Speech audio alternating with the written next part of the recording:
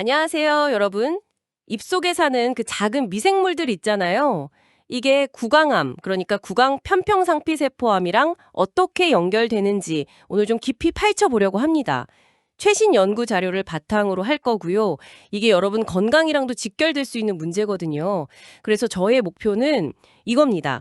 구강암 환자랑 건강한 사람, 이 두 그룹의 입안 미생물 구성이 어떻게 다른지, 그리고 그 차이가 암 주변의 면역 환경이나 생존율에까지 영향을 미치는지 알아보는 거죠. 네, 이게 상당히 중요한 주제입니다. 사실 구강암이 전 세계적으로 발생 빈도가 꽤 높아요. 근데 또 발견이 늦어지면 5년 생존율이 한 50% 정도밖에 안 되거든요. 예후가 좋지 않죠. 그래서 발병 원인을 이해하는 게 정말 중요한데 그 원인 중 하나로 미생물이 지목되는 겁니다. 실제로 암 전체의 한 20% 정도는 미생물 감염이랑 관련이 있다는 연구도 있고요. 아, 20%나요? 상당히 높네요. 자, 그럼 그 연구를 좀 더 자세히 들여다볼까요? 구강암 환자 36명이랑 건강한 분 34명의 치매를 비교 분석했다고 하셨죠? 여기서 어떤 미생물 구성의 차이가 발견됐나요? 네, 그게 흥미로운 게요. 미생물 종류가 전반적으로 얼마나 다양하냐, 이걸 이제 알파 다양성이라고 하는데 거기서는 큰 차이가 없었어요. 다양성 자체는 비슷했다. 네. 그런데 어떤 종류의 미생물이 주로 살고 있느냐, 그 군집의 구성, 이걸 베타 다양성이라고 부르거든요. 그 베타 다양성은 두 그룹 간에 아주 뚜렷한 차이를 보였습니다.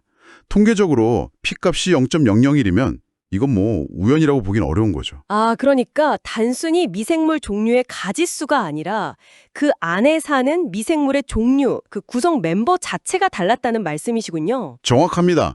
종류의 수가 아니라 누가 있느냐, 그게 핵심적으로 달랐던 거예요. 그럼 구체적으로 어떤 세균들이 좀 눈에 띄게 달랐나요? 네, 특히 그 카프노시토파가라는 속의 세균이 있어요. 이게 구강암 환자침에서 유의미하게 많았습니다. 케프노시토파가요? 네, 이 세균은 뭐랄까 암세포가 주변으로 파고들거나 다른 곳으로 퍼지는, 즉 암 진행을 촉진하는 활동과 관련될 수 있다는 가능성이 제기되고 있습니다. 아, 그럼 암 진행에 좀 안 좋은 영향을 줄 수 있는 세균이네요. 그렇죠. 반대로 스트랩토코커스 속세균은 환자 그룹에서 유의미하게 적게 발견됐어요. 오, 스트랩토코커스는 적었다고요? 네, 그런데 이 스트랩토코커스의 경우는 좀 재밌는 게 다른 대규모 메타 분석 연구에서는 오히려 구강암 환자에게서 더 많았다는 상반된 결과도 있거든요. 아, 그래요? 결과가 다르네요. 네, 그래서 이 부분은 좀 더 연구가 필요해 보입니다. 그리고 조금 더 큰 분류 단위인 문, 파일럼 수준에서는 악티노박테리오타라는 문이 환자 그룹에서 더 적게 나타났습니다. 그렇군요. 이런 세균 구성의 차이가 실제 암의 어떤 임상적인 특징들, 예를 들어 병기라던가 전이 여부와도 관련이 있었나요? 네, 있었습니다. 그런 상관관계를 찾아냈는데요. 예를 들어서 데페리박테로타라는 문의 세균 풍부도는 신경침범, 이건 예후가 안 좋은 인자 중 하나거든요. 이것과는 음의 상관관계, 즉 반대 관계를 보였어요. 이 세균이 많을수록 신경침범은 적었다는 거죠. 오, 흥미롭네요. 반면에 아시도박테로타라는 문은 종양의 크기나 침범 정도를 나타내는 T병기랑 양의 상관관계를 보였습니다. 이게 많을수록 T병기가 높을 경향이 있었다는 뜻이죠. 그리고 더 작은 단위인 속 지너스 수준에서는 어땠나요? 속 수준에서는 예를 들어 콜린셀라나 케테니박테리엄 같은 세균들이 있었는데요. 이 세균들은 구강암 위험 요인으로 잘 알려진 빌랑 열매 씹는 습관과 양의 상관관계를 보였습니다. 아, 빌랑 열매요? 그 위험 요인과 관련된 세균이군요. 네. 또 캔디다트 스토케피커스는 임상병기나 림프절 전이, 즉 N병기랑 양의 상관관계가 있었고요.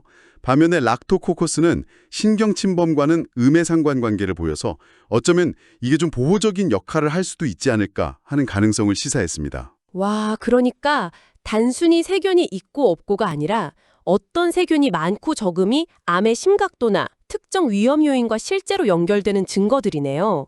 그럼 이 세균들이 그냥 존재만 하는 게 아니라 실제로 어떤 기능을 하길래 이런 영향을 줄까요?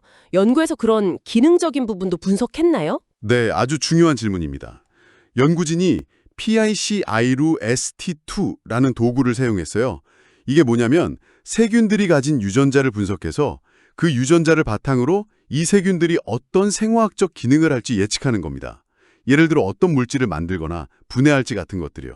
유전자 기반으로 기능을 예측한다고요? 네, 그 결과 구강암 환자 그룹의 미생물 군집에서는 예를 들어 아미노산인 아르기닌이나 프롤린 대서 또는 황 전달 시스템 같은 특정 경로들이 더 활발할 것으로 예측됐습니다. 이런 대사 활동은 세포 성장이나 염증 반응과 밀접한 관련이 있고 암 환경에서 종종 변화하는 것으로 알려졌거든요. 세균 자체뿐만 아니라 그 세균들이 수행하는 기능까지 암과 연관될 수 있다니 정말 흥미롭네요. 그럼 이 세균들과 우리 몸의 면역 체계, 이건 어떻게 상호작용할까요? 종양 내 면역 환경과는 어떤 관련이 있을까요? 네, 그 부분도 분석했습니다. 다른 연구 데이터셋 TCGA, GO에 있는 종양 조직의 유전자 발현 정보, 즉 전사체 데이터를 활용했는데요. 분석해보니 정상 조직에 비해서 종양 조직이라 암 전 단계 병변에서는 면역세포들이 더 많이 침투했다는 걸 확인했습니다. 임뮨 스코어나 에스티메이트 스코어 같은 지표가 더 높게 나타났어요. 면역세포가 더 많아졌다. 네, 그만큼 면역 반응이 더 활발하다는 신호일 수 있죠. 반대로 암세포 자체의 비율을 나타내는 종양 순수도, 튜머 퓨리티는 낮아졌고요. 좀 더 구체적으로 보면 CD4 T세포나 수지상세포 같은 특정 면역세포들이 종양이나 전암병변에서 더 풍부하게 관찰됐습니다. 그리고 호중구는 병이 진행됨에 따라 증가하는 경향을 보였고요. 네. 대식세포 매크로페이지의 경우는 조금 복잡한데요. 전반적으로는 종양에서 수가 줄어드는 경향이었지만 특정 유형인 M0 대식세포가 종양 내에 존재하면 오히려 환자의 생존율이 더 좋았습니다. 특정 대식세포는 오히려 생존에 긍정적이다. 네, 그렇죠. 반면에 단핵구, 모노사이트는 그 수가 많을수록 생존율이 더 나쁜 것과 관련이 있었어요. 와, 정말 복잡하네요.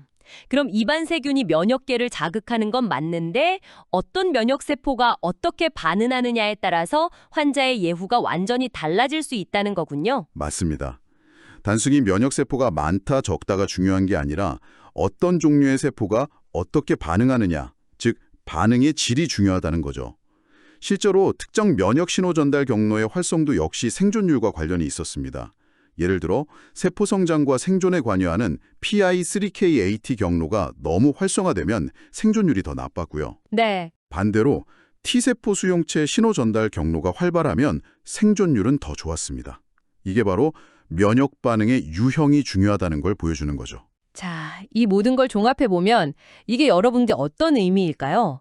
이 연구 결과는 입안의 세균이 그냥 우리와 함께 사는 존재가 아니라는 걸 보여줍니다. 오히려 우리 건강, 특히 암과 같은 심각한 질병에 아주 능동적으로 영향을 미칠 수 있다는 강력한 증거죠. 그렇죠. 어쩌면 침 속에 있는 특정 미생물의 패턴을 분석하는 것만으로도 구강암을 더 일찍 그리고 좀 더 침습적인 방법으로 진단할 수 있는 그런 생체 표지자로서의 가능성도 열리는 겁니다. 진단 도구로서의 가능성이라 굉장히 기대되는데요. 네, 그리고 더 나아가서 이 미생물들이 종양 주변의 면역 환경과 어떻게 상호작용하는지를 더 깊이 이해하게 되면 이건 완전히 새로운 치료 전략으로 이어질 수도 있습니다. 예를 들면 특정 미생물을 조절해서 면역 치료의 효과를 높이는 그런 병용요법 같은 것도 생각해 볼 수 있겠죠. 미생물 조절을 통한 암 치료라 정말 우리 몸 안의 이 미시적인 세계가 건강 문제에 미치는 영향이 생각보다 훨씬 크네요. 파고들수록 흥미롭습니다. 네, 맞습니다. 마지막으로 한 가지 더 생각해 볼 점을 던져드리고 싶은데요. 이번 연구는 주로 박테리아, 즉 세균에 초점을 맞췄습니다. 하지만 우리 입안에나 세균 말고도 곰팡이나 바이러스 같은 다른 미생물들도 함께 살고 있거든요.